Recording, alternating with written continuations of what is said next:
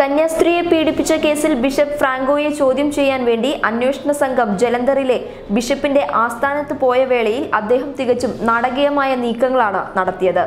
മാധ്യമപ്രവർത്തകരെ ഗേറ്റിലിട്ട് പൂട്ടുകയും കയ്യേറ്റം ചെയ്യുകയും ഉണ്ടായിരുന്നു. അന്നത്തെ സംഭവത്തിന്റെ പുനരാവിഷ്കാരമാണ് ഇപ്പോഴും ബിഷപ്പ് നടത്തിയത്. മാധ്യമങ്ങളുടെ കണ്ണുവെട്ടിച്ചു കയറാൻ ശ്രമിച്ച ബിഷപ്പ് എല്ലാവരിൽ നിന്നും സമർത്ഥമായി ഓടി ഒളിക്കുകയായിരുന്നു.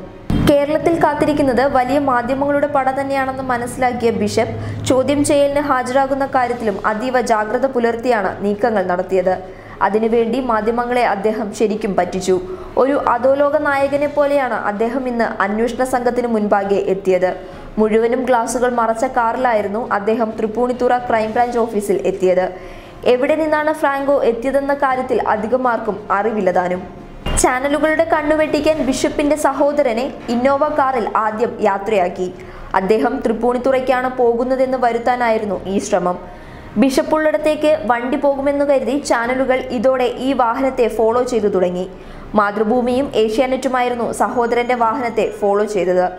തൃപ്പൂണിത്തുറയിലേക്കാണ് വണ്ടി പോകുന്നതെന്ന് വരുത്താൻ ശ്രമം നടത്തി. ഈ തക്കത്തിനാണ് ബിഷപ്പ് വെള്ളക്കാറിൽ മറ്റൊരു വൈദികനൊപ്പം ചോദ്യം ചെയ്യലിനായി ഹാജരായത്. ബിഷപ്പ് വരുന്നു എന്ന സൂചന പോലീസിന് തന്നെ നേരത്തെ ലഭിച്ചിരുന്നു. അദ്ദേഹം വരുന്ന വഴിയിൽ നിന്ന പോലീസുകാരെ ഇതോടെ പോലീസ് ഇടപെട്ട് സൈഡിലേക്കാക്കി. കാത്തുനിന്ന മാധ്യമങ്ങൾക്ക് നടുവിലേക്കാണ് വെള്ളക്കാർ എത്തിയത്. തുണി കൊണ്ട് പൂർണ്ണമായും മറച്ച കാർ എത്തിയതോടെ ആരാണ് വന്നതെന്ന കാര്യത്തിൽ മാധ്യമങ്ങൾക്ക് ആദ്യം പിടികിട്ടിയില്ല. ചാനൽ ക്യാമറകൾ ആ വഴി തിരിഞ്ഞെങ്കിലും ബിഷപ്പിന്റെ ചിത്രം ലഭിച്ചില്ല. ഗേറ്റ് വഴി ക്രൈംബ്രാഞ്ച് ഓഫീസിന് സമീപത്ത് നിർത്തി ബിഷപ്പ് ഇറങ്ങിയപ്പോഴാണ് ചാനലുകൾക്ക് ആളെ പിടികിട്ടിയത്. എന്നാൽ മുഖഭാവം ഒപ്പിയെടുക്കാൻ സാധിച്ചതുമില്ല. വിദൂരതയിൽ നിന്നും ബിഷപ്പിന്റെ തലയുടെ പിൻഭാഗം മാത്രമാണ് ചാനൽ ക്യാമറകൾക്കും മറ്റും ലഭിച്ചത്. ജലന്ധറിൽ ബിഷപ്പ് കാറിൽ ഇരിക്കുന്ന ചിത്രമെങ്കിലും ലഭിച്ചെങ്കിൽ ഇവിടെ അതും ഉണ്ടായില്ലെന്നാണ് സത്യം. എന്തായാലും അതീവ നാടകീയമായ പുറത്തിറങ്ങിയ ബിഷപ്പിന് പോലീസ് ഉദ്യോഗസ്ഥർ ചോദ്യം ചെയ്യലിനായി സജ്ജീകരിച്ച മുറിയിലേക്ക് കൂട്ടിക്കൊണ്ടുപോവുകയായിരുന്നു.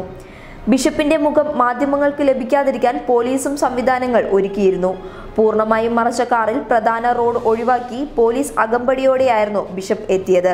ബിഷപ്പിന്റെ സുരക്ഷയ്ക്കായി 250 പോലീസുകാരെയും നഗരത്തിൽ വിന്യസിച്ചിരുന്നു. അത്യാധുനിക രീതിയിലുള്ള സൗകര്യമുള്ള മുറിയിലാണ് ചോദ്യം ചെയ്യൽ നടക്കുന്നത്. മുറിയിൽ 5 ക്യാമറകൾ സജ്ജമാക്കിയിട്ടുണ്ട്. ബിഷപ്പിന്റെ മൊഴി എടുക്കുന്നത് പൂർണ്ണമായും ചിത്രീകരിക്കാനും മുഖഭാവങ്ങളടക്കമുള്ളവ പരിശോധിക്കാനുമാണ് ക്യാമറ സ്ഥാപിച്ചിരിക്കുന്നത്.